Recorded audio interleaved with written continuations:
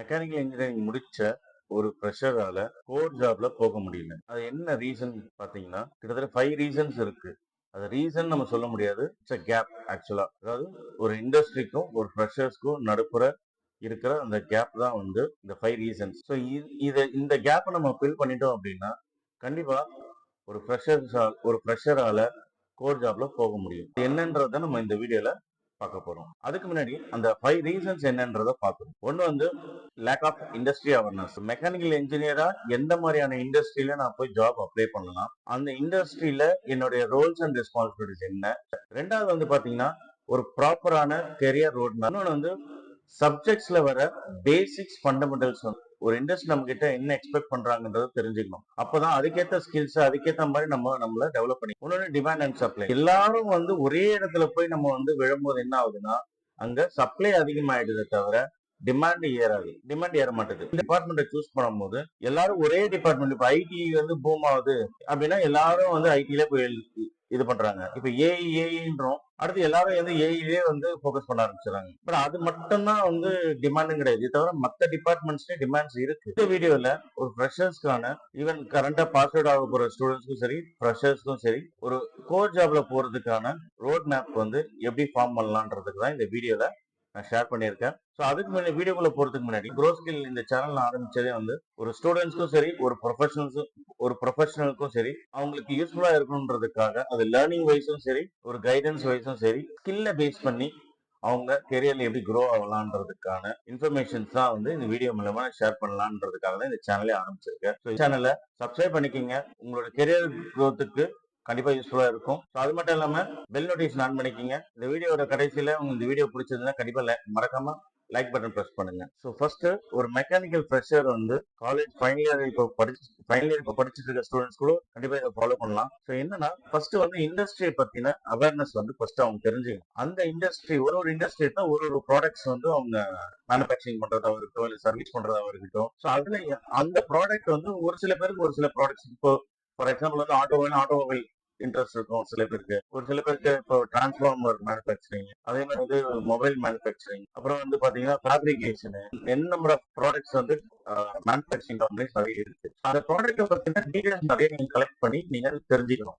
So உங்க product நாலேஜை improve பண்ணிக்கணும். இண்டஸ்ட்ரி என்ன எதிர்பார்க்கறாங்கன்றது நீங்க வந்து எங்கேயுமே போக வேணாம். ஜாப் டிஸ்கிரிப்ஷன் ஒன்று இருக்கு. ஸோ நீங்க வந்து எனி ஜாப் போர்ட்டல்ல போனீங்கன்னா அதுல ஜாப் டிஸ்கிரிப்ஷன் ஒன்று கொடுத்துருப்பாங்க. அதாவது அந்த கம்பெனிக்கு என்ன தேவை, ஒரு பர்சன்ட் என்ன தேவைன்றத டிஸ்கிரிப்ஷன்ல கிளியரா கொடுத்துருப்பாங்க. அதை நீங்க கொடுத்துட்டு பண்ணாலே உங்களுக்கு வந்து இண்டஸ்ட்ரி உங்ககிட்ட என்ன எதிர்பார்க்குதுன்றது தெரிஞ்சுக்கலாம். இண்டஸ்ட்ரி அவேர்னஸ்ன்றது பாத்தீங்கன்னா என்ன டைப்ஸ் ஆஃப் இண்டஸ்ட்ரீஸ் இன்னைக்கு இருக்கு, அப்புறம் நேச்சர் ஆஃப் ஒர்க் என்ன, அதுல உங்க ரோல்ஸ் அண்ட் ரெஸ்பான்சிபிலிட்டிஸ் என்ன, அந்த கம்பெனிஸோட பேர் என்ன, எவ்வளவு கம்பெனிஸ் இருக்கு, அந்த கம்பெனிஸோட பேர்லாம் என்னன்றது நீங்க தெரிஞ்சுக்கணும். இப்போ இண்டஸ்ட்ரி எடுத்தீங்கன்னா டைப்ஸ் ஆஃப் இண்டஸ்ட்ரியில வந்து 2 இருக்கு. ஒன்னு வந்து ப்ராடக்ட் டெவலப்மெண்ட் இண்டஸ்ட்ரி. அதாவது ஒரு ஐடியா கிரியேட் ஆகுது, அந்த ஐடியாவை டிசைன் பண்ணி மேனுஃபேக்சரிங் பண்ணி ப்ராடக்ட் டெவலப் பண்றாங்க. டெவலப் பண்ணதுக்கு அப்புறம் மார்க்கெட்ல வந்து கஸ்டமர் யூஸ் பண்றாங்க. இது ப்ராடக்ட் டெவலப்மெண்ட், அதாவது மேனுஃபேக்சரிங் இண்டஸ்ட்ரீஸ். ஓகேங்களா.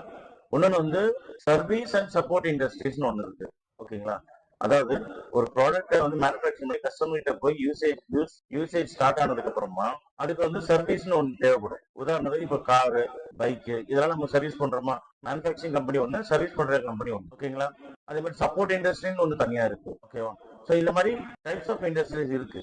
அதெல்லாம் நீங்க தெரிஞ்சுக்கணும். ஓகேங்களா. பெரும்பாலும் நிறைய பேருக்கு தெரிஞ்சு மேனுஃபேக்சரிங் தெரிஞ்சிருக்கும். ஓகேங்களா. டிவிஎஸ், மாருதி, டாடா இதெல்லாம் தெரியும். பட் இதை தவிர வந்து சர்வீஸ் இண்டஸ்ட்ரீஸும் நிறைய இருக்கு. இப்போ நீங்க ஃபார் எக்ஸாம்பிள் மேனுஃபேக்சரிங்னா வெறும் கார் மேனுஃபேக்சரிங் மட்டும் கிடையாது. Pump, motors, compressor, machinery and equipment, consumer durables நம்ம யூஸ் பண்ற ரெகுலரா டே டு டே லைஃப் நம்ம யூஸ் பண்ற ப்ராடக்ட்ஸ், வீட்ல யூஸ் பண்ற ப்ராடக்ட்ஸ், வாஷிங் மிஷின், நிறைய கன்சியூமர் டியூரபிள்ஸ் இருக்கு. ஓகேங்களா. ஸோ அது மட்டும் இல்லாம அந்த இதுல ஒர்க்கிங் நேச்சர் என்ன இருக்குன்னு பாத்தீங்கன்னா டிசைன்ல இருக்கலாம், மேனுஃபேக்சரிங் ப்ராசஸ்ல இருக்கலாம், குவாலிட்டி செக்கிங்ல இருக்கலாம், டெஸ்டிங்ல இருக்கலாம், ப்ராடக்ட் இம்ப்ரூவ்மெண்ட்ல இருக்கலாம், already existing product next level of improvement base பண்ணி உங்களுடைய ஒர்க் நேச்சர் கூட இருக்கலாம். இது மேனுஃபேக்சரிங் இண்டஸ்ட்ரி சைட். அதே மாதிரி இபிசி, ப்ராஜெக்ட் எக்ஸிகியூஷன். ஏன் நீங்க மைனிங் எடுத்துக்கலாம், மைனிங்ல கூட வந்து மெக்கானிக்கல் இன்ஜினியர்ஸோட ரோல் இருக்கு. அது வந்து சைட் ஒர்க் தான்.